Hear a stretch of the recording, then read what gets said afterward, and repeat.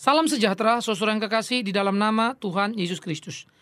Kita akan memikirkan bagian keempat dari nabi-nabi palsu, dan kita akan membuka Alkitab kita dari kitab Injil Matius pasal 24 ayat 23 sampai 28. Demikian firman Tuhan.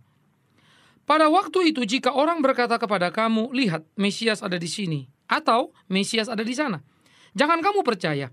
Sebab Mesias-Mesias palsu dan nabi-nabi palsu akan muncul, dan mereka akan mengadakan tanda-tanda yang dahsyat dan mujizat-mujizat, sehingga sekiranya mungkin mereka menyesatkan orang-orang pilihan juga. Camkanlah, aku sudah mengatakan terlebih dahulu kepadamu. Jadi, apabila orang berkata kepadamu, lihat, ia ada di padang gurun, janganlah kamu pergi ke situ, atau lihat, ia ada di dalam bilik, janganlah kamu percaya. Sebab sama seperti kilat memancar dari sebelah timur, dan melontarkan cahayanya sampai ke barat, demikian pula lah kelak kedatangan Anak Manusia. Di mana ada bangkai, di situ burung nazar berkerumun.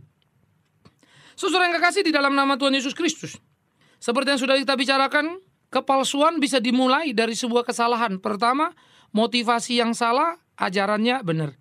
Lama-lama ajaran terseret karena motivasi salah, dia menjungkir balikannya. Yang kedua, bisa berangkat dari ajaran yang salah, motivasinya benar. Yang repot kalau motivasinya lama-lama hilang dari benar itu, lalu dia menikmati ajaran yang salah. Yang ketiga, memang ajarannya salah, motivasinya salah. Maka di dalam bagian ini kita bisa melihat bagaimana pertumbuhan perkembangan kesesatan ketika motivasi salah dan ajaran salah selalu dimulai daripada pengekstriman. Jadi saudara mesti lihat, ya, memutlakkan yang tidak mutlak. Jadi itu harus disikapi baik-baik. Sehingga ketika sudah menimbulkan perdebatan, loh ini kok yang diomongin begini. Nah saudara mesti sense. Orang itu sudah selangkah di dalam kesesatan, tinggal mencemplungkan diri menjadi penyesat.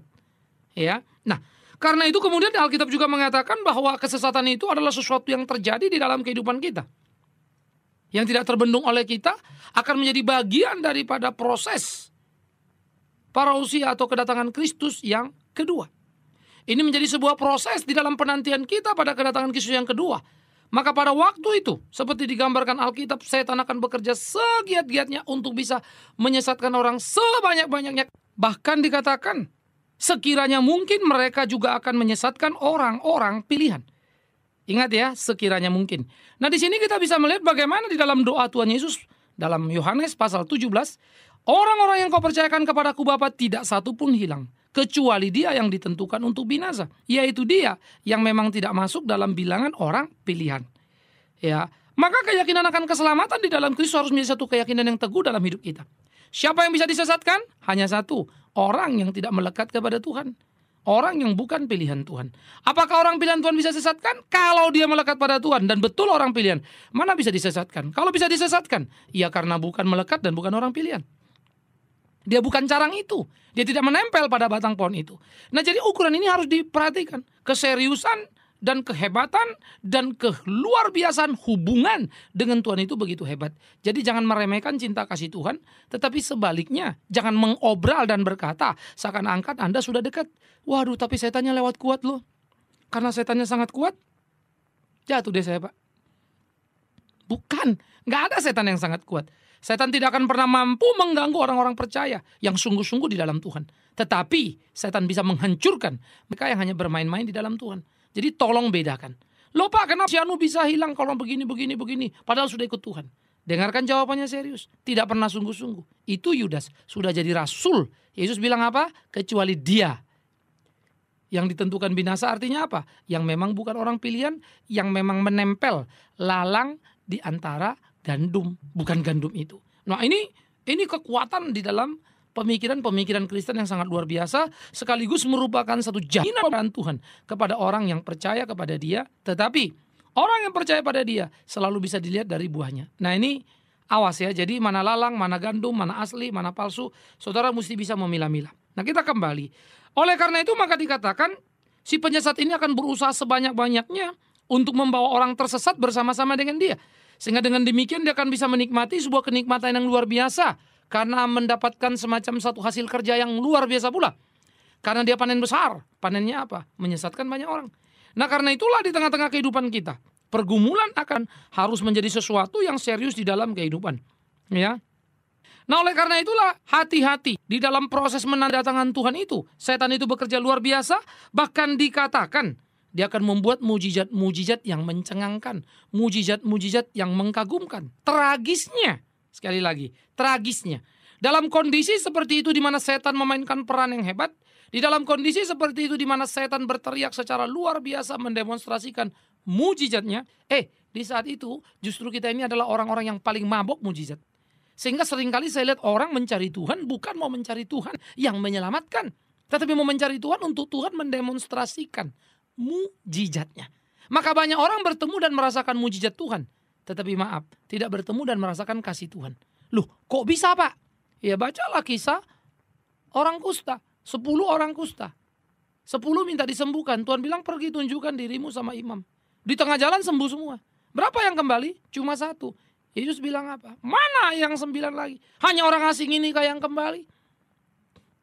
Lalu dia mengatakan kepada orang asing itu, yang berarti si Samaria lah itu. Itu gambarannya. Imanmu sudah menyelamatkan engkau. Jadi seorang yang selamat karena imannya berapa orang? Cuma 1. Yang dapat kesembuhan berapa? 10. 9 ngapain? Tidak tahu sudah. Karena itu orang Kristen harus hati-hati. Jangan terjebak pada fenomena-fenomena murahan. Emangnya kalau saudara sakit, ya, itu berarti Tuhan tidak sayang? Yang benar saja. Ayub babak belur sekalipun benar hidupnya. Saleh luar biasa. Padahal banyak koruptor sehat-sehat banget, tidak pernah sakit dia itu. Ya. Saudara lihat dong Paulus.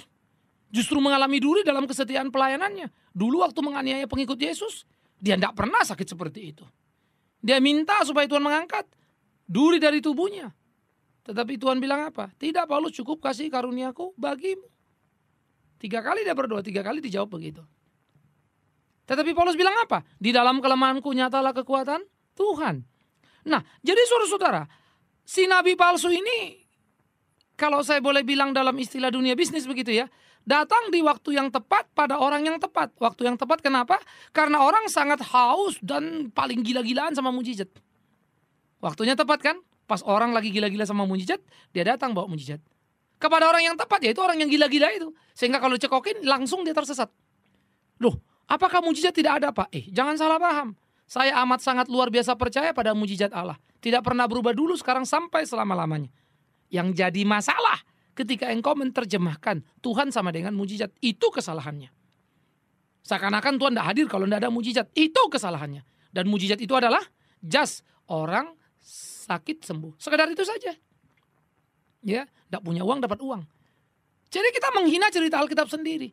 Apa saudara lupa membaca janda miskin yang memberikan persembahan terbaik di dalam sepanjang sejarah Alkitab dan sepanjang sejarah gereja? Janda miskin ini, itu yang tercatat jelas. Apakah dia kaya karena itu? Tidak ada cerita begitu. Lalu kenapa dia punya iman seperti itu? Itulah luar biasanya. Maka janda miskin itu berbahagia lebih daripada banyak janda kaya. Dengar baik-baik. Jadi mujizat itu apa? Kemampuan memberi kepada Tuhan melebihi apa yang ada pada diri. Orang-orang Makedonia juga sama. Paulus sampai bilang jangan memberi. Mereka ngotot memberi. Mujizat. Karena kasih Allah begitu bergelora dalam batin mereka. Rasul-rasul pergi ditimpukin babak belur. Ya. Mereka cuma makan cukup untuk mereka saja. Hebat itu. Luar biasa sekali. Ya. Nah ini yang mestinya kita pikirkan. Jadi kita tidak boleh anti kepada mujizat. Tetapi tidak boleh gila-gilaan terhadap mujizat. Kalau mau gila-gilaan, gila-gilaanlah terhadap kasih Kristus itu loh. Kalau mau rajin, jangan cari mujizatnya. Tapi carilah Tuhan Yesus itu, lakukan kehendaknya. Itu yang luar biasa. Disitulah saudara bergumul, disitulah saudara bertumbuh. Nah karena itulah nabi-nabi palsu ini akan datang. Tapi tragisnya, awasnya, hati-hatinya, dia bawa nama Yesus. Dia bawa Alkitab. Tetapi semua diputar balikan untuk kepentingannya. Nah itu sebab tidak heran kalau dalam Matius 7 dikatakan. Pada waktu itu akhir zaman maksudnya ya, orang menghadap Tuhan. Tuhan bilang, kamu siapa? Tuhan, aku sudah menyembuhkan dalam namamu. Aku membuat mujizat dalam namamu. Kan begitu. Semua dalam nama Yesus. Tapi Yesus bilang apa? Yesus tidak membantah. Yesus nggak bilang, nggak pernah kamu pakai namaku. Tidak. Yesus bilang, oke, terus apa? Iya ini kami. Jadi kami hebat dong, kami pakai namamu. Yesus marah dan menghardik mereka. Enyalah pembuat kejahatan. Aku tidak kenal kamu. Diusir sama Yesus. Kenapa? Karena mereka melakukan segala-galanya hanya untuk memuaskan diri mereka. Mereka mendemonstrasikan mujizat untuk mencari pengikut-pengikut mereka. Mereka mengusir setan untuk mencari pengikut mereka. Mereka bernubuat untuk mencari pengikut mereka. Nama Yesus mereka manipulasi untuk keuntungan dirinya. Ya. Jadi itulah penyesat-penyesat itu. Penyesat-penyesat namanya juga penyesat. Yang barang palsu itu ya mirip asli toh. Kalau orang mau menyesatkan ya mirip sama asli dong. Makanya Paulus mengingatkan di dalam 1 Korintus 11 ya. Bahwa iblis pun bisa seperti malaikat terang. Kalau namanya penyesat sesat benar lalu kelihatan benar gitu ya. Itu sih bukan penyesat itu. Penyesat selalu lihat mirip seperti yang kita mau. Cocok seperti yang kita suka. Tapi menghancurkan di baliknya. Itu penyesat. Jadi Anda jangan salah mengerti dan jangan terjebak pada perangkap yang salah. Yang akhirnya membunuh kehidupan saudara sendiri. Karena itu saudaraku yang kekasih. Bertumbuh dan bergaul secara utuh bersama dengan Tuhan. Di dalam ketangguhan iman yang sejati itu menjadi penting di dalam kehidupan. Sehingga kita tidak menjadi salah dalam hidup ini. Nah karena itu perhatikanlah dengan sungguh-sungguh kepada siapa yang kau percaya. Apa yang sedang kau renungkan, apa yang kau pikirkan. Maka semua kita dituntut untuk peka melihat di mana kita berada. Ajaran mana yang sedang kita ikuti. Kalau ajaran salah, segera saudara bertindak dan jangan terjerumus di situ. Tapi ingat, yang salah itu mirip-mirip sama yang asli. Bagaimana taunya? Mudah sekali, lihat saja buahnya. Ya. Saya tidak bisa membayangkan kalau sebuah gereja terjadi pembodohan-pembodohan. Saya tidak bisa membayangkan kalau jemaat itu hanya seperti orang yang dicekokin mesti terima apa saja. Tidak boleh berpendapat, tidak boleh ngomong ini, tidak boleh ngomong itu gitu ya. Kalau kemudian memberikan masukan lalu dianggap penyesat begitu. Waduh, ngeri banget. Ya. Orang-orang yang tidak lagi mau dikritik, yang selalu mau pegang kekeh dengan keyakinan dirinya, itu yang paling berbahaya. Karena semua orang, saya harus tunduk kepada Alkitab.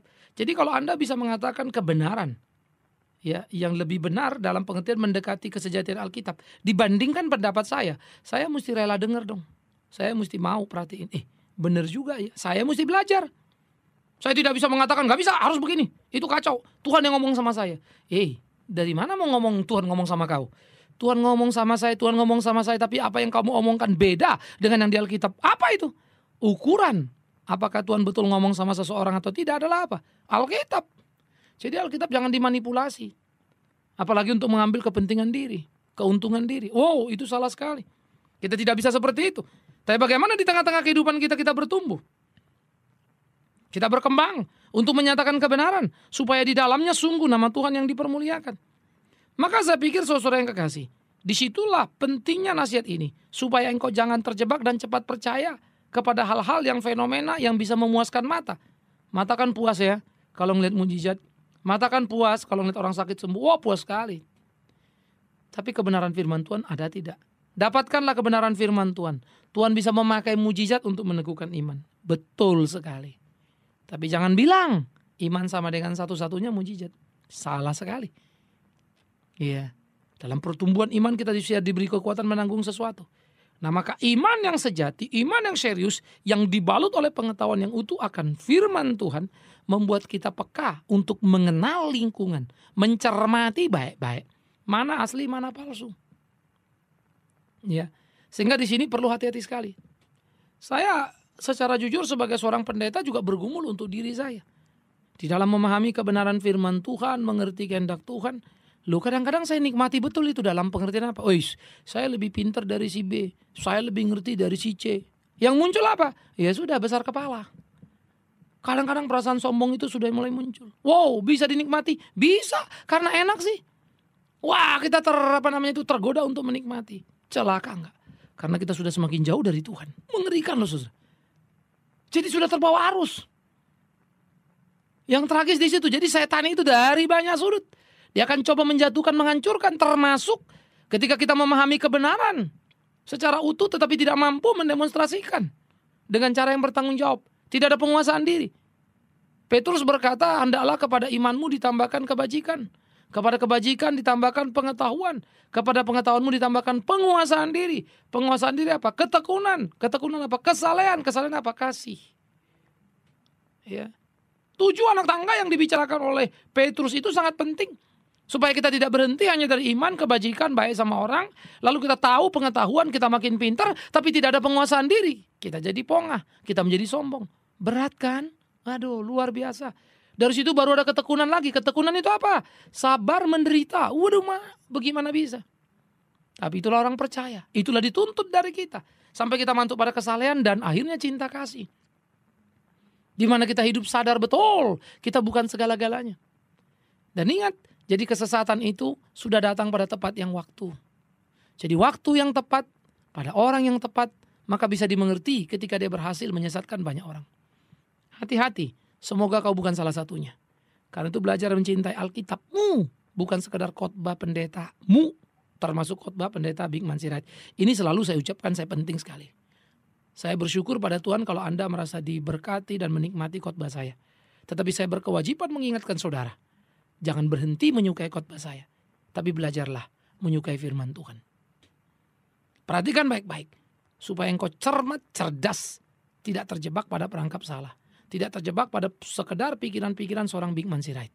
Jadi saudara mesti serius di sana, bertanggung jawab dalam iman yang teguh kepada Tuhan, secara personal, itu penting sekali.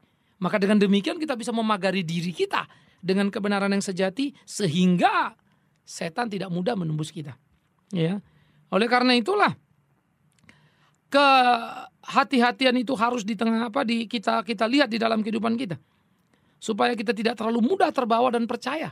Apalagi ya kalau orang banyak persoalan, terus ada orang datang kayaknya penuh perhatian, wah begini-begini, didoain, langsung persoalannya misalnya beres gitu ya. Waduh, langsung orang percaya tanpa reserve lagi. Apa saja sudah diikutin, hanya besok kacau. Sudah kacau, mau narik balik susahnya setengah mati. Kenapa? Pengalaman pertama dijadikan ukuran. Dia lupa, setan juga bisa ngasih kado yang bagus. Setan juga bisa kasih hadiah yang bagus. Dia lupa itu. Karena itulah Alkitab berkata, ujilah segala sesuatu. Jadi yang manis pertama tidak tentu manis benar. Ya, jadi ada kemungkinan begini. Pertama, itu memang manis dari Tuhan. Ya, tapi tidak berakar. Ujung jalan dia belok. Persis benih yang jatuh di pinggir jalan. Mula-mula Tuhan-Tuhan, ujung sana hantu-hantu. Cuma pakai nama Tuhan. Kacau kan? Yang kedua, ya memang dia memalsukan kebenaran kok. Dia cuma jual iklan gitu loh. Packingnya saja Yesus. Isinya marontok gak karu-karuan. Anda tidak selektif, Anda tidak menguji, tampaknya bagus luar biasa. Anda makan, Anda telan saja. Padahal Anda dapat barang palsu. Ya. Siapa? Dari mana? Pengedar palsu, yaitu nabi palsu. Masuk lagi. Tapi Anda enjoying banget yang pertama. Urusan saya beres loh, begitu ya. Maka saya suka mengatakan, pergi saja ke paranormal, urusanmu juga beres. Ngapain kamu doa-doa sama Tuhan kalau cuma mau beres-beres begituan? Ya. Kesembuhan dukun bisa. Lepas dari persoalan dukun bisa. Suruh manggil suami pulang ke rumah karena pergi ke cewek lain, dukun bisa. Apa sih dukun yang enggak bisa? Cuma satu, mengatakan kebenaran dan cinta kasih yang sejati yang membawa orang pada keselamatan yang hakiki. Itu yang mestinya dicari. Dan itu cuma ada di dalam Alkitab. Bukan pada Pak Dukun atau Pak Pendeta. Di Alkitab. Nah jadi saudara-saudaraku, janganlah tersesat dengan tidak membaca Alkitab. Janganlah tersesat hanya dengan memanjakan kuping mendengar khotbah Pak Pendeta. Janganlah tersesat karena tidak mengimbangi khotbah yang kau dengar dengan pembacaan yang tekun. Tentu baik mendengar khotbah untuk menjadi sebuah pelajaran. Tapi periksa semuanya. Jangan kalau lihat 1-2 statement amen-amen saja. Ya. Jadi kalau orang dengar khotbah bilang, oh bagus Pak, benar Pak. Tapi saya perhatiin nih, ada yang banyak yang salah. Dia gak bisa tangkap. Nah itu menyedihkan. Nah karena itu saudara yang kekasih harus hati-hati. Kenapa bisa begitu? Ketika saudara kurang banyak membaca Alkitab. Kurang banyak mengerti kebenaran. Maka saudara seringkali jadi kurang bijak untuk mengenali kebenaran. Jadi kepalsuan pun saudara gak benar. Tapi kalau saudara sudah terbiasa mencintai kebenaran dengan utuh, saudara tak mudah dijebak, tak mudah terperangkap. Iya kan? Maka orang yang biasa jual beli emas, lihat emas tahu mana emas sepuhan, mana emas asli. Orang yang biasa jual beli jam tahu mana Rolex asli, mana Rolex palsu. Dia ngerti. Ya. Nah bagian itulah yang perlu kita jaga. Apakah kita mengerti? Enggak Pak. Kenapa? Jelas karena Anda kurang bergaul dengan Alkitab. Maka yang sudah bergaul dengan Alkitab terus bergaul. Baca baik-baik. Yang belum mulailah. Supaya apa? Jangan kau tersesat. Penyesat itu hebat luar biasa. Kalau tidak, dia tidak akan jadi penyesat. Kalau cuma kelas kambing saja. Dia orangnya hebat. Maka itu hati-hatilah. Jangan kau terjebak. Saudara yang kekasih, saya berharap saudara sungguh-sungguh di dalam memahami kebenaran firman. Jangan sekedar menjadi penonton seperti kata Yakobus, tapi mesti menjadi pelaku. Tetapi juga tolong jangan sekedar hanya mampu bicara-bicara itu saja, tapi tidak bertumbuh. Lihat Alkitab secara komprehensif. Jangan baru tahu kejadian sudah ceritanya kemana-mana. Baca dulu dong sampai selesai, supaya tahu cerita keseluruhan dan bisa menyimpulkan dengan benar. Kan kalau dengar satu cerita sepotong saja kan kacau. Nah, penyesat begitu. Jadi hati-hati. Banyak pengkhotbah yang belum tahu Alkitab secara keseluruhan, sudah berani khotbah karena pasti lidah. Itu bahaya. Saya harap Anda tidak terjebak di sana. Hati-hati. Kalau mau jadi pengkhotbah, belajar lebih baik supaya engkau bisa jadi pengkhotbah yang baik. Tuhan menolongmu, Tuhan memimpinmu. Awas, jangan tersesat. Jangan-jangan kau sudah ada di sana. Keluarlah. Awas, jangan tersesat.